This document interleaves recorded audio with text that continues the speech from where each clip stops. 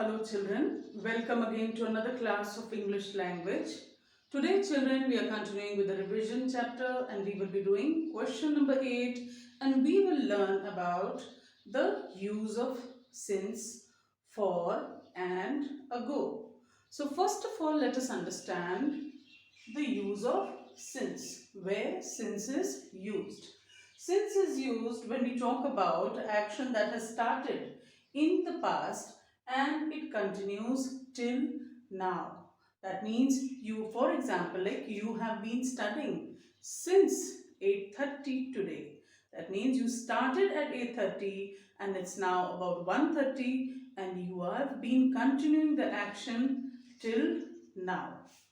Now children, what does since give us? Since gives us the starting point of actions. That means it tells us when a particular action started and events. It also refers to when things began. For example, when we write, we always end up writing since plus a point of time in the past.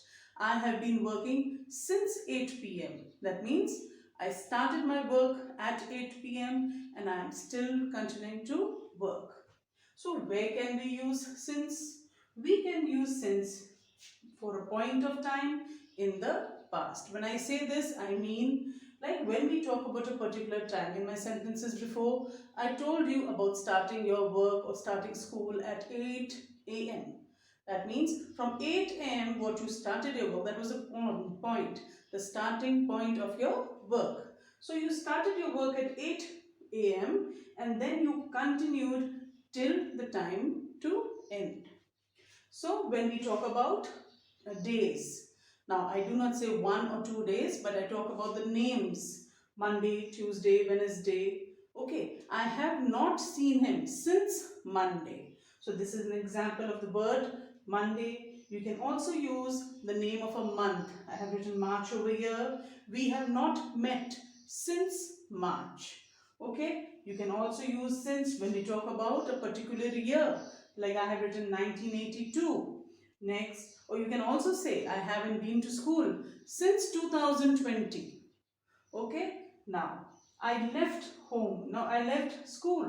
You can use it also when you talk in sentences. I haven't been to the playground since I left school. So children, this is how we use since when we talk about a particular time or a day of any of the names of the days in the week or the month or a particular year, or even it is used in a sentence when we talk about something that was or started in the past but it continues for a particular time till the present or till now. Now children, let us start with the use of for. Where do we use for? We use for when we talk about a duration or how long an action lasted or the time taken to do a particular action. When we spoke about the use of since, we understood that an action started in the past and it continued to the present time or till now. But when we use for, we talk about a period of time in numbers or in time words. Now let us have a look as to what for is and how do we use it. For has a start point. That means it has a starting point as to when the action started. And it also has a end point. But since doesn't have that. Since has a past or a starting point and the action continues. But for is not like that. For has a starting point and it also has a end point. It also can be used in different kinds of tenses. Now children, let us understand as to where we can use for. When we talk about minutes, for example, I have written over here 10 minutes. I have been playing for 10 minutes. Now after 10 minutes, maybe I started another action. Maybe I went to study, maybe I went for a bath, maybe I was called by my parents. So I started playing 10 minutes ago and I stopped playing after 10 minutes. Then 6 months.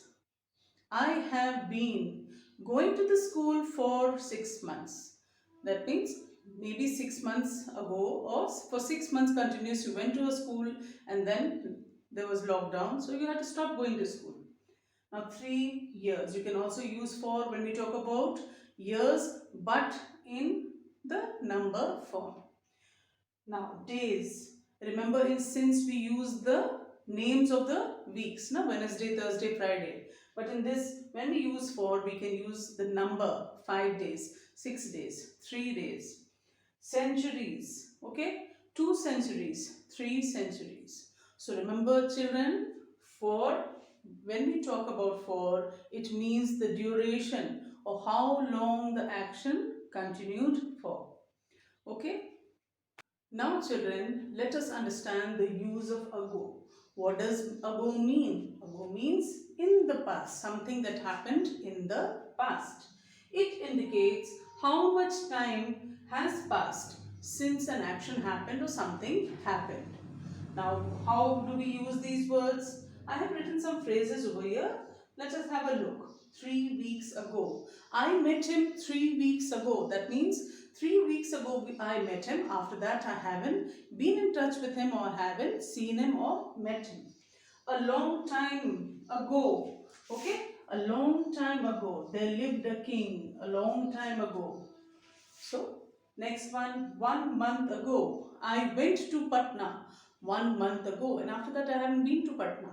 So, children, you understood how we use the words since, for and ago in sentences. Now let us do 1 or 2 examples showing you these 3 words. Now children, let us have a look at the sentence that I have written. We have been in this class dash March. We have been here dash 2 months. We came here 2 months dash. Now we are talking about a certain action that happened in the past and it continued till now. So, since we came to this class in March, already 2 months are over. So that means we are still in the same class. So we are going to write since over here. We have been here dash 2 months. That means we are talking about a certain time that we were in the class for 2 months. Now we came here. How many months ago? We came here 2 months ago. So you saw children how we used since, for and ago when we talk about a certain time or action that happens in the past till the present or happens in the past and ends in the past, or an action that took place in the past. Now children, let us see question number 12. What do we have to do in question number 12? We have to join both the sentences using the word to dash for. Now what's the sentence? The tree was tall. Full stop. Tom could not climb it. Now when we look at the first sentence, our subject is the tree. So what we need to do, we need to copy down the subject as it is. The tree, and then we write the verb. What's the verb? The helping verb was. Now if you take note, after was we have the word tall, which is an adjective. It is describing how the tree is. It is tall. Now what do we do? Between the helping verb and the adjective, we will be using the word TOO. Okay? And then we will write the adjective, that is tall. So the tree was too tall. That means it was very tall. The tree was too tall. Now if you take note, we have a full stop over here which shows that the first sentence is over. So we remove the full stop that is there and we use the word for. Now we ask the question as to for who the tree was tall. The tree was tall for Tom. So what do we write? The tree was too tall for, so what's our new subject in the second sentence? For Tom. Now if you have a look, we have cannot written over here. So what we need to do? We need to remove the word cannot and we have to replace it with the word to. Now why was the tree so tall? The tree was too tall for for Tom to climb. Now, if you take note, I am not going to write the word in it. Why? Because it has been used for the subject that I have written in the beginning of my sentence. So, we do not repeat the noun or the subject. Now, what's the complete answer? The tree was too tall for who? For Tom to climb. Now, let's have a look at the second sentence. The ladder was old. Now, if you have a look at the first sentence, what are we talking about? The ladder. What's the helping verb? Was. What is the word that is describing the subject? Old. Okay, so now let's look at the second sentence. I could not use it. Now, children, when we have words like this, I, while writing the answer, we replace it. We remove I and we write the word me instead. Okay? But now let us write the complete answer. First of all, we will write the subject. What is the subject? The ladder. Now we need to write the helping verb. What's the helping verb? Was. Now, as I told you before, what is the word that we are going to write after the helping verb and before the adjective? So, was too. Now we write the adjective old. Now for who the ladder was old?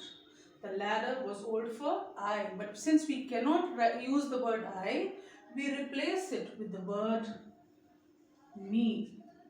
The ladder was too old for me. We shouldn't forget the joining word for me. Now, as I told you before, we are going to remove the word or the words could not and replace it with the word to. And then we will write the remaining part of the sentences. But what has to be removed? The word it. Why are we removing it?